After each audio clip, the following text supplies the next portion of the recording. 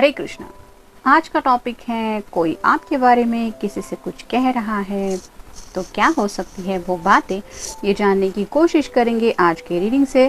Tarot में से हम 6 कार्ड लेंगे और 2 ओरेकल हैं उसमें से 5-5 कार्ड। तो शुरुआत करेंगे टैरो से।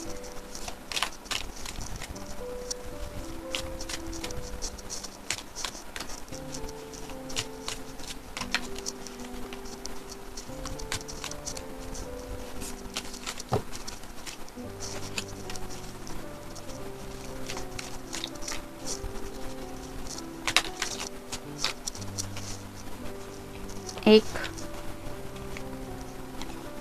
2, 3, 4 और ये 5, फाइनल कार्ड 6। अब इसमें से देखते हैं कौन से कार्ड मिलते हैं हमें।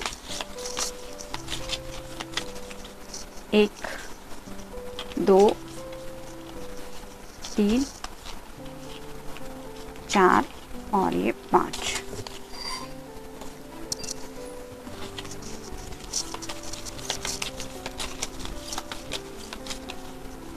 एक, 2, 3, 4 और ये 5। कार्ड्स तो हमें मिल गए हैं। अब शुरुआत करेंगे हम टैरो से। जैसा कि हमारा टॉपिक है कि कोई आपके बारे में किसी से कुछ कह रहा है, क्या हो सकती है वो बातें। पहला ही कार्ड है 10 ऑफ कप्स का। वाटर साइन कैंसर, स्कॉर्पियो या फिर पाइसेस यानी कि कर्क राशि है, वृश्चिक राशि है और मीन राशि है। ये कार्ड हैप्पीनेस को बताता है। एक कपल है जिनके 2 बच्चे हैं, पीछे घर है, फूल खिले हुए हैं, सपनों की सतरंगी दुनिया है। तो वैसे ही आपके साथ इन्हें अपनी दुनिया नज़र आती है, यानी कि ये ऑलरेडी आपको अपना फ्यूचर पार्टनर मान चुके हैं जिनके साथ इन्हें अपनी ज़िंदगी पूरी बितानी है, जिसमें शामिल हो सकता है इनका सपना जिसमें घर है, 2 बच्चे हैं और एक प्यारी सी खुशहाल ज़िंदगी है। तो जब भी वो बातें करते हैं वो यही बताते हैं कि आप ही है वो पर्सन जिनके साथ उन्हें ये प्यारा सा सपना पूरा होते हुए दिखता है, या फिर वो ये प्यारा सा सपना आपको लेके इमेजिन करते रहते हैं और चाहते हैं कि जल्द से जल्द ये सपना पूरा हो। तो काफ़ी सारे रोमांटिक जज्बात भी आपसे जुड़े हुए हैं और ये कपल जो है वो एक दूसरे के इस तरह से क्लोज है जो बता देता है कि इन दोनों में काफ़ी ज़्यादा प्यार है। तो वैसे ही आपके पर्सन के दिल में भी आपके लिए ढेर सारा प्यार है और जब भी शायद आपकी बातें आती हैं तो वो यही बताते हैं कि आई रियली लव हर और आई रियली लव हिम। तो काफ़ी ज़्यादा प्यार है उनके दिल में आपके लिए। फिर है 10 ऑफ सॉर्ड्स जो रिवर्स कार्ड आया था। तो जैसे कार्ड आया है आज हम वैसे ही कार्ड लेते हैं।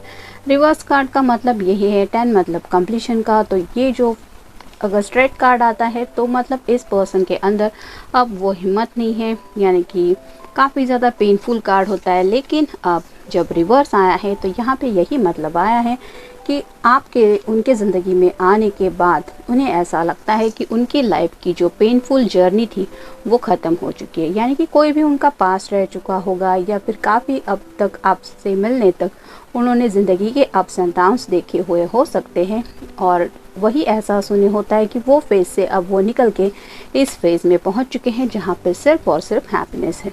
तो शायद आपने अपनी बातों से, अपने प्यार से इस पर्सन को उस फेज़ से बाहर निकलने में काफ़ी ज़्यादा हेल्प की है, जिसकी वजह से आज ये इस तरह का प्यारा सा और खूबसूरत सपना आपके बारे में देख रहे हैं। ये शॉर्ट्स अगर यहाँ पे हम देखें तो पूरी तरह से इस पर्सन के अंदर ये चुप रही है जो रिप्रेजेंट करती कम्युनिकेशन को। तो शायद आपने अपनी बातों से इस पर्सन को काफ़ी हद तक हील किया है और हीलिंग किसी को भी दर्द के बाद ज़रूरी होती है। तो आपका और इनका जो रिश्ता है वो शायद किसी ट्रांसफॉर्मेशन के ऊपर भी बेस्ड था। मतलब ये पर्सन उस पेन से अब जब इस सपने में पहुंच चुके हैं तो उनके अंदर एक काफ़ी ज़्यादा पॉजिटिव ट्रांसफॉर्मेशन हो चुका है और उसी पॉजिटिविटी की वजह से ये इस तरह से आपके बारे में पॉजिटिव सोच रहे हैं। फिर है princess of cups. Water sign Cancer, Scorpio या फिर पाइसेस यानी कि कर्क राशि है, वृश्चिक राशि है और मीन राशि है। उन्हें आपसे बहुत सारा प्यार है, लेकिन कई बार उन्हें सही समझ में नहीं आता कि आपको कैसे बताएं कि how much they love you. मतलब बहुत ज़्यादा रोमांटिक जज्बात है, उनके पास वर्ड्स नहीं है शायद कि वो अपने लफ्ज़ों में आपको बता सके, उस प्यार का इजहार कर सके। मतलब just magical words, 3 magical words उनके लिए इनफ नहीं है। उनके दिल में शायद इस हद तक आपके लिए प्यार है कि वो किसी को भी समझाना या बयां करना इनके बस की बात नहीं है, और इसलिए इतना सोचते हैं कि अब मैं कैसे बताऊँ उसको कि मैं उससे कितना प्यार करता हूँ या करती हूँ। तो इस तरह के जज्बात उनके आपसे जुड़े हुए हैं और आपको ये बहुत ज़्यादा प्यार करते हैं, ये तो यहाँ पे भी पता चल रहा है। फिर है king of wands, fire sign Aries, Leo या फिर सैजिटेरियस। मतलब मेष राशि है, फिर सिंह राशि है और धनु राशि है। यहाँ पे ये किंग बैठा हुआ है और सोच रहा है एक्शन लेने के बारे में। तो काफ़ी कुछ फ्यूचर प्लान्स है इनके दिल में, आप दोनों के फ्यूचर को जुड़े, लेकिन ये काफ़ी ज़्यादा सोच रहे हैं कि किस तरह से प्रॉपर एक्शन लेनी पड़ेगी अगर ये सपना पूरा करना है। तो जब भी आपका ख्याल आता है उन्हें यही लगता है कि उन्हें अपने पैशन को ज़िंदगी में आगे लेके कंटिन्यू करना है, और ये जो सफ़र है उनका वो आपके अलावा पूरा नहीं हो सकता। यानी कि ये खूबसूरत सपना उनका तभी पूरा होगा जब ये किंग कोई एक्शन लेगा, और ये एक्शन लेने को तैयार है क्योंकि ये सिर्फ आपसे प्यार करते हैं। फिर है 4 of pentacles, earth sign, Taurus, Virgo या फिर कैप्रिकॉन। तो ये इनसिक्योर फील कर रहा है, ऐसा कार्ड होता है क्योंकि यहाँ पे भी इसने पेंटेकल के ऊपर पैर रखे हुए, दोनों हाथ में भी एक पेंटेकल पकड़ के रखा है और सिर के ऊपर भी एक पेंटेकल रखा हुआ है।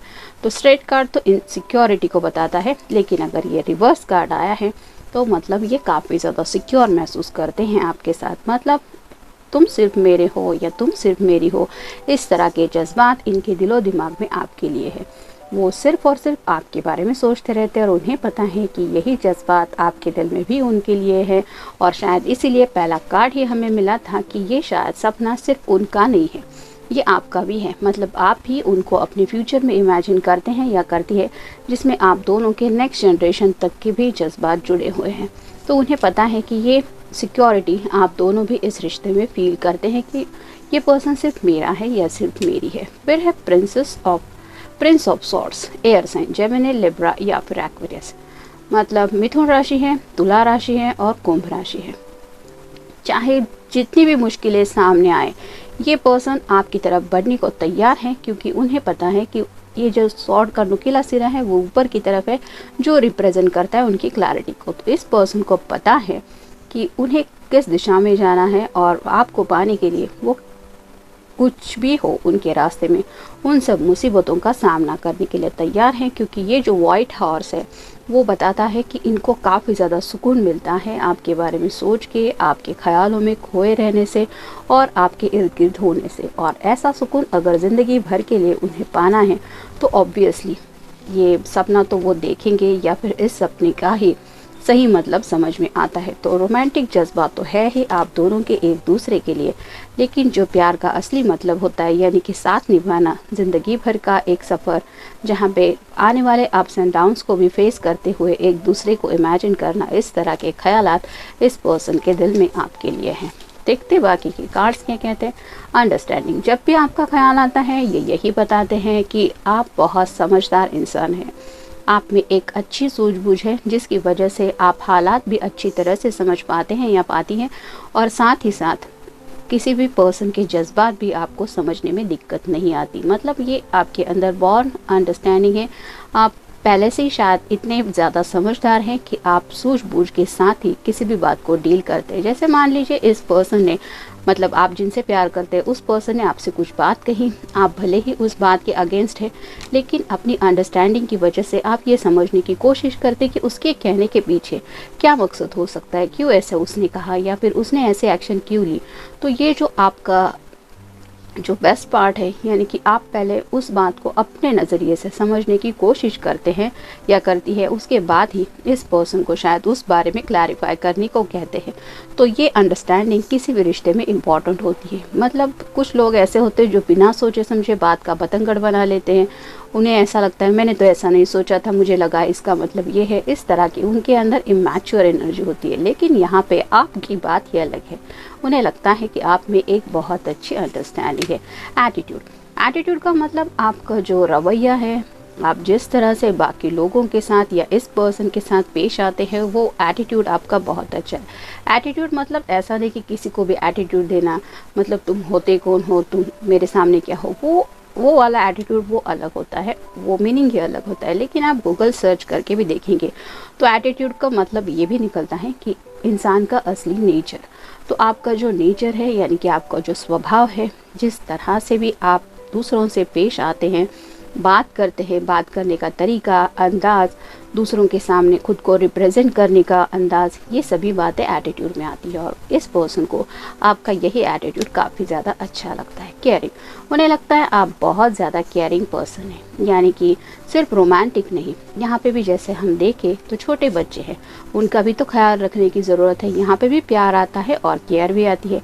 और अगर शादी के बाद भी हम देखें तो घर का भी ख्याल रखना पड़ता है, अपनी जो रिस्पॉन्सिबिलिटीज़ होती है वो सब शामिल होती है इस केयर में। यानी कि घर के बड़े बुजुर्ग हो, घर के पेट्स हो, रिश्तेदार हो, यहाँ तक कि हमारा खुद का छोटा सा जो परिवार है, हर बातों का ख्याल रखना पड़ता है। और इस पर्सन ने अगर आपके साथ ये प्यारा सा सपना ऑलरेडी इमेजिन किया है तो वो यूँ ही नहीं, क्योंकि उन्हें लगता है कि आप इतने केयरिंग है, आपके अंदर वो परवाह है कि आप दूसरों की परवाह दिल से करते हैं। मतलब उन्हें शायद ऐसा लगता है कि इन्हें आपको कहना नहीं पड़ेगा कि तुम मेरे पेरेंट्स का ख्याल रखो या फिर तुम मेरे घर का अच्छे से ख्याल रखो या रखोगी ना। उन्हें पता है कि ये सब बातें कहने की ज़रूरत है ही नहीं, क्योंकि आप ऑलरेडी उतने केयरिंग है।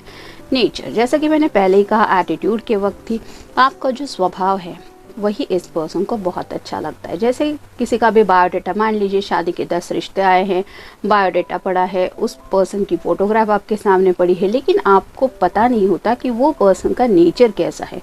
बातें सिर्फ करने से, हाय हेलो करने से या व्हाट्सएप पे कुछ चैटिंग वगैरह होने के बाद भी हम ये समझ नहीं पाते कि असली नेचर क्या है।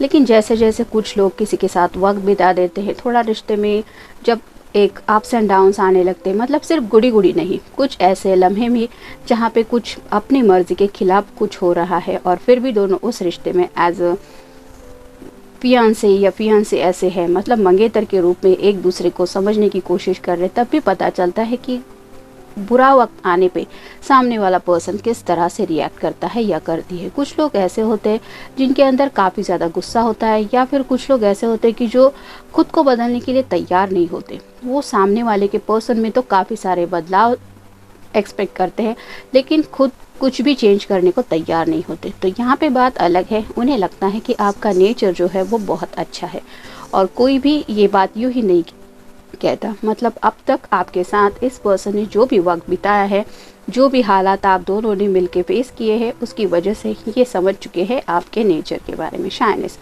जब भी आपकी बातें होती है उन्हें लगता है कि आपके अंदर थोड़ा सा शायनेस है। जैसे कुछ लोगों के अंदर बोल्डनेस होता है काफ़ी ज़्यादा, मतलब बेधड़क वो कुछ भी कह देते हैं, किसी के भी सामने आ जाते हैं, ड्रेसिंग स्टाइल भी उनका अलग होता है। वैसा यहाँ पे नहीं है, आपके अंदर एक शाइनेस है, यानी कि एक सादगी है। और वही शाइनेस वो मतलब कुछ बातें आप डायरेक्टली बोलने से बेहतर समझते हैं कि आप आंखों आंखों में बोल दे, तो ऐसा शायद कुछ करते हैं जिसकी वजह से उन्हें ये शाइनेस भी बहुत ज़्यादा पसंद है।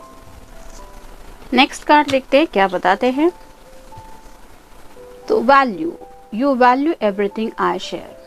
उन्हें ये समझ में आता है कि जो भी बातें आप दोनों के बीच में होती है, जो कम्युनिकेशन होता है, जो शेयरिंग होता है, आपको मतलब आप उनकी बातों की कदर करते हैं, उन बातों को इम्पोर्टेंस देती है या देते हैं और दिल से समझने की कोशिश भी करते हैं। और ये किसी के लिए भी इम्पॉर्टेंट होता है। जैसे मान लीजिए किसी के साथ आप कुछ बातें डिस्कस कर रहे हैं, वो ना तो आपको कुछ रिस्पॉन्स दे रहा है, ना ही आपकी बातों की तरफ उनका ध्यान है, तो बुरा लगता है कि मैं इतनी देर से बात कर रहा था या कर रही थी और तुमने ठीक से सुना भी नहीं मैंने क्या कहा। तो इस तरह का कनेक्शन आप दोनों का नहीं है। आप दोनों भी एक दूसरे की बातें शायद काफ़ी ज़्यादा शेयर करते हैं, मतलब आप भी शायद अपने पर्सन के साथ अपने जज्बात शेयर करते हैं और ये शेयर आपको वैल्यूएबल लगता है। यानी कि आप दोनों भी समझते हैं कि आप दोनों भी एक दूसरे की परवाह करते हैं, क्या कहते हैं या कहती है। Heaven, heaven is a place on earth with you. तो उन्हें जैसे लगता है, स्वर्ग में तो कहा जाता है कि मरने के बाद ही हमें पता चलेगा कि स्वर्ग कैसा होता है, लेकिन इस पर्सन को ऑलरेडी आपके साथ लम्हों में जो भी वो टाइम स्पेंड करते हैं, उस वक्त उन्हें जो एहसास होता है वो एहसास ऐसा होता है कि जैसे वो स्वर्ग में है। मतलब हेवनली फील वो करते हैं, यानी कि इस तरह का सुकून, इस तरह का हैप्पीनेस, मतलब स्वर्ग में जैसे किसी बात की कुछ कमी नहीं, ऐसा कहा जाता है। वैसे ही आपके पर्सन जब भी आपके साथ टाइम स्पेंड करते हैं, उन्हें वो हेवनली फील होता है, यानी कि ऐसा एहसास कि जहाँ पे प्यार के सिवाय और कुछ भी नहीं है, सिर्फ और सिर्फ हैप्पीनेस है। फिर है स्माइल। तो इन्हें आपकी जो स्माइल है वो बहुत ज़्यादा पसंद है, और कहीं ना कहीं आपको स्माइल करता हुआ देख के इनका दिल भी शायद खुशी से मुस्कुराने लगता है। हो सकता है ये आपकी तरफ पहली बार अट्रैक्ट हुए वो आपकी स्माइल ही थी। मतलब कुछ लोग होते हैं जिनकी पर्सनैलिटी बहुत अच्छी होती है, किसी किसी के बाल बहुत अच्छे होते हैं, किसी का हाइट अच्छा होता है, लेकिन यहाँ पे आपकी जो बात है कि उन्हें आपकी स्माइल बहुत भा गई है, और उसी स्माइल की वजह से शायद ये खुद भी मुस्कुराते रहते हैं। Without, I can't live without you. तो उन्हें लगता है कि वो आपके बिना नहीं जी सकते। मतलब जैसा कि मैंने इस कार्ड में कहा कि बहुत ज़्यादा प्यार करते हैं ये आपसे, और जब भी आपका ख्याल किसी के साथ भी मतलब बातों में आपका जिक्र होता है, तो वो यही कहते हैं कि मैं उसके बिना जी नहीं सकता या जी नहीं सकती। और ये कोई भी यूँ ही नहीं कहता, ये इस कदर आपसे प्यार करते हैं, इसलिए ये वर्ड्स उनके ज़ुबान पे आते हैं। फिर है enduring. You have such an enduring personality. तो आपकी पर्सनालिटी ने काफ़ी ज़्यादा इनके दिल के ऊपर एक छाप रिप्रेजेंट कर दी है, जिसकी वजह से आपके बारे में ये काफ़ी ज़्यादा सोचते रहते हैं। आपका नेचर, आपके लुक्स, आपकी बात करने का अंदाज़, सब कुछ इन्हें बहुत ज़्यादा पसंद है, और ये टोटली मतलब आपके ऊपर बहुत ज़्यादा फिदा है, और ये दिल से आपसे बहुत ज़्यादा प्यार करते हैं। तो जनरल रीडिंग है, मिलते हैं नेक्स्ट रीडिंग में।